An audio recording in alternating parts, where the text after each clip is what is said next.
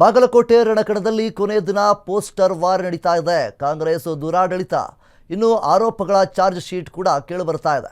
ಬಹಿರಂಗ ಪ್ರಚಾರದ ಕೊನೆ ದಿನ ಕೇಸರಿ ಪಡೆ ದಾಳಿಯನ್ನು ಹುರುಳಿಸ್ತಾ ಇದೆ.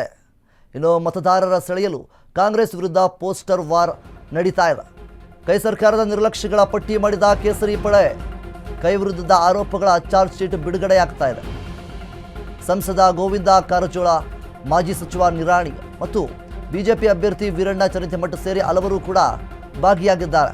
ಮತದಾರರನ್ನು ಸೆಳೆಯೋದಕ್ಕೋಸ್ಕರ ಕಾಂಗ್ರೆಸ್ ವಿರುದ್ಧ ಪೋಸ್ಟರ್ ವಾರನ್ನ ಮಾಡ್ತಾ ಇದ್ದಾರೆ. ಇನ್ನು ಬಾಗಲಕೋಟೆ ರಣಕಣದಲ್ಲಿ ಕೊನೆಯ ದಿನ ಪೋಸ್ಟರ್ ವಾರನ್ನ ಮಾಡೋದಕ್ಕೆ ಮುಂದಾಗಿದ್ದಾರೆ. ಕಾಂಗ್ರೆಸ್ ದುರಾಡಳಿತದ ಬಗ್ಗೆ ಆರೋಪಗಳ ಚಾರ್ಜ್ ಶೀಟನ್ನು ಮಾಡಿದ್ದಾರೆ. ಅದನ್ನು ಪೋಸ್ಟರನ್ನು ಮಾಡಿದ್ದಾರೆ.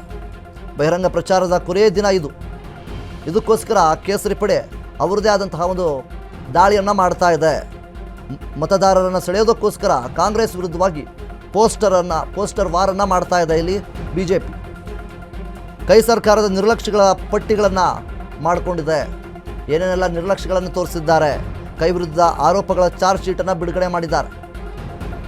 ಸಂಸದ ಗೋವಿಂದ ಕಾರಜೋಳ ಮತ್ತು ಮಾಜಿ ಸಚಿವ ನಿರಾಣಿ, ಬಿಜೆಪಿ ಅಭ್ಯರ್ಥಿ ವೀರಣ್ಣ ಚರಿತೆಮಠ ಸೇರಿ ಹಲವರು ಕೂಡ ಭಾಗಿಯಾಗಿದ್ದಾರೆ. ಮತದಾರರನ್ನು ಸೆಳೆಯೋದಕ್ಕೋಸ್ಕರ ಕಾಂಗ್ರೆಸ್ ವಿರುದ್ಧ ಪೋಸ್ಟರ್ ವಾರನ್ನು ಮಾಡಿದ್ದಾರೆ.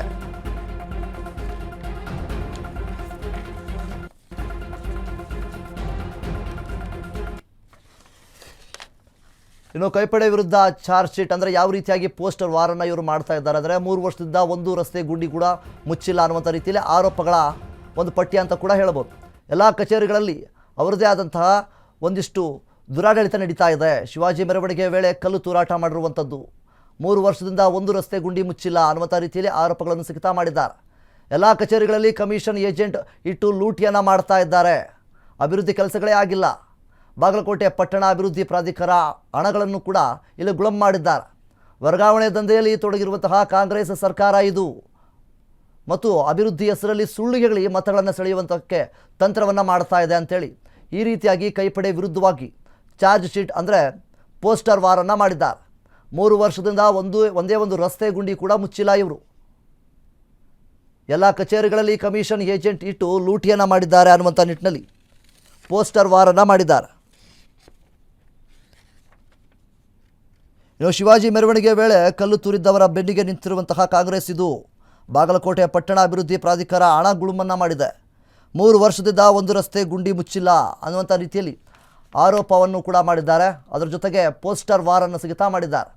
ಇನ್ನು ಈ ಒಂದು ಬೈ ಎಲೆಕ್ಷನ್ ಒತ್ತಲ್ಲಿ ಮತಗಳನ್ನು ಪಡೆಯುವುದಕ್ಕೋಸ್ಕರ ಈ ರೀತಿಯಾದಂತಹ ತಂತ್ರಗಾರಿಕೆಯೊಂದನ್ನು ಬಿಜೆಪಿ ಇಲ್ಲಿ ಮಾಡ್ತಾ ಇದೆ. ಕಾಂಗ್ರೆಸ್ ವಿರುದ್ಧವಾಗಿ ಈ ರೀತಿಯಾಗಿ ಪೋಸ್ಟರ್ ವಾರನ್ನು ಮಾಡ್ತಾ ಇದ್ದಾರೆ. ಎಲ್ಲ ಕಚೇರಿಗಳಲ್ಲಿ ಕಮಿಷನ್ ಏಜೆಂಟ್ ಇಟ್ಟು ಲೂಟಿಯನ್ನು ಮಾಡ್ತಾ ಇದ್ದಾರೆ. ಇನ್ನು ಇದ್ರ ಬಗ್ಗೆ ಹೆಚ್ಚಿನ ಮಾಹಿತಿ ನೋಡೋದಕ್ಕೆ ನಮ್ಮ ಪ್ರತಿನಿಧಿ ಆನಂದ್ ನಮ್ಮ ಜೊತೆ ಇದ್ದಾರೆ. ಆನಂದ್, ಮುಖ್ಯವಾಗಿ ಇಲ್ಲಿ ಬಿಜೆಪಿಗರು ಪೋಸ್ಟರ್ ವಾರನ್ನು ಮಾಡ್ತಾ ಇದ್ದಾರೆ. ಬೈ ಎಲೆಕ್ಷನ್ ಒತ್ತಲಿಗೆ ಮತಗಳನ್ನು ಪಡೆಯೋದಕ್ಕೋಸ್ಕರ ಈ ರೀತಿಯಾಗಿ ತಂತ್ರಗಾರಿಕೆಯೊಂದನ್ನು ಮಾಡ್ತಾ ಇದ್ದಾರಾ? ಒಂದು ಕಡೆ ಕಾಂಗ್ರೆಸ್ನ ಒಂದಿಷ್ಟು ನಿರ್ಲಕ್ಷ್ಯತನವನ್ನಾಗಿರ್ಬೋದು, ಕಾಂಗ್ರೆಸ್ ಏನೆಲ್ಲ ಮಾಡಿದೆ ಅನ್ನುವಂಥ ನಿಟ್ಟಿನಲ್ಲಿ ಆರೋಪಗಳನ್ನು ಮಾಡಿ ಅದರ ವಿರುದ್ಧವಾಗಿ ಪೋಸ್ಟರ್ ವಾರನ್ನು ಮಾಡ್ತಾ ಇದ್ದಾರೆ ಮತಗಳನ್ನು ಸೆಳೆಯೋದಕ್ಕೆ. ಸೊ ಇದ್ರ ಬಗ್ಗೆ ಇನ್ನೂ ಏನೆಲ್ಲ ಅಪ್ಡೇಟ್ಸ್ಗಳು ಬಂದಿದೆ ಆನಂದ್? ವಿನೋದ್, ಏನಂದ್ರೆ ಈಗಾಗಲೇ ಬಾಗಲಕೋಟೆ ಉಪಚುನಾವಣೆ ಸಂಬಂಧಪಟ್ಟಂತೆ ಇಂದು ಬಹಿರಂಗ ಪ್ರಚಾರ ಅಂತ್ಯವಾಗುವ ಹಿನ್ನೆಲೆಯಲ್ಲಿ ಬಿಜೆಪಿ ಪಕ್ಷದ ಮುಖಂಡರು ಒಂದು ಪತ್ರಿಕಾಗೋಷ್ಠಿ ಮಾಡಿದ್ರು. ಅಂದ್ರೆ ಈ ಪತ್ರಿಕಾಗೋಷ್ಠಿ ಪ್ರಮುಖವಾಗಿ ಕಾಂಗ್ರೆಸ್ ಪಕ್ಷದ ವಿರುದ್ಧ ವಾರ್ ಪೋಸ್ಟ್ ಮಾಡಿದ್ದಾರೆ. ಅಂದ್ರೆ ಕಾಂಗ್ರೆಸ್ ದುರಾಡಳಿತ ಏನಿದು ಚಾರ್ಜ್ ಶೀಟ್ ಅಂತ ಅನ್ನೋ ಲೆಕ್ಕದಲ್ಲಿ ಒಂದು ಪೋಸ್ಟರ್ ಬಿಡುಗಡೆ ಮಾಡಿದ್ದಾರೆ. ಈ ಪೋಸ್ಟರ್ ಬಿಡುಗಡೆಯಲ್ಲಿ ಪ್ರಮುಖವಾಗಿ ಒಂದು 5 ರಿಂದ 6 ಮಾಹಿತಿಗಳನ್ನು ಇಟ್ಟಿದ್ದಾರೆ. ಅಂದ್ರೆ ಇಲ್ಲಿ ಶಿವಾಜಿ ಮೆರವಣಿಗೆ ನಡೆದ ಸಂದರ್ಭದಲ್ಲಿ ಏನು ಗಲಾಟೆ ಆಯ್ತು, ಆ ಗಲಾಟೆ ಮಾಡಿದಂತವ್ರಿಗೆ ಕೋಮಿನವರಿಗೆ ಬೆನ್ನಿಗೆ ನಿಂತಿದ್ದಾರೆ. ಮತ್ತು ಇಲ್ಲಿ BTD ಇದೆ, ಆ BTDಯಲ್ಲಿ ಏನೊಂದು ಹಣದ ಏನೊಂದು ದುರ್ಬಳಕೆ ಮಾಡಿದ್ದಾರೆ. ಅಲ್ಲಿ ಏನೋ ಕಾರ್ಪಸ್ ಫಂಡ್ ಅಂತ ಬರ್ತಾ ಇತ್ತು, ಆ ಕಾರ್ಪಸ್ ಫಂಡ್ಗೆ ಹಣವನ್ನು ಇದು BTDಯಿಂದ ಸರ್ಕಾರ ತೆಗೆದುಕೊಂಡಿದೆ. ಹೀಗೆ ಮತ್ತು ಏನು ಗೌರ್ಮೆಂಟ್ ಆಫೀಸಿನಲ್ಲಿ ಕೆಲವೊಂದು ಏಜೆಂಟರ್ ಇದ್ದಾರೆ, ಆ ಏಜೆಂಟರ ಮೂಲಕ ಹಣ ಎತ್ತುವಂತ ಕೆಲಸ ಮಾಡುತ್ತಿದ್ದಾರೆ. ಹೀಗೆ ಇಂಥ ಒಂದು ಕೆಲವೊಂದು ಏನೊಂದು ಬರೆದು ಒಂದು ಪೋಸ್ಟ್ ಮಾಡ್ತಿದ್ದಾರೆ.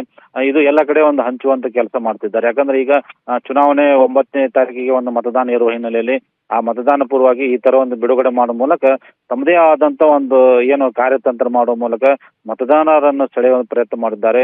ಇದು ಅಂತಿಮ ಒಂದು ಯುದ್ಧ ಅಂತ ತಿಳಿದು ಈ ತರ ಅಂತಿಮ ಯುದ್ಧಕ್ಕೆ ಏನೆಲ್ಲ ಏನು ಒಂದು ಕಸರತ್ತು ಮಾಡುವಾಗ ಆ ಕಸರತ್ತು ಮಾಡಿದ್ದಾರೆ. ಇದು ಯಾವ ರೀತಿ ಪರಿಣಾಮ ಬೀರುತ್ತದೆ ಎಂಬುದೊಂದನ್ನು ಕಾಯ್ದು ನೋಡಬೇಕಾಗಿದೆ.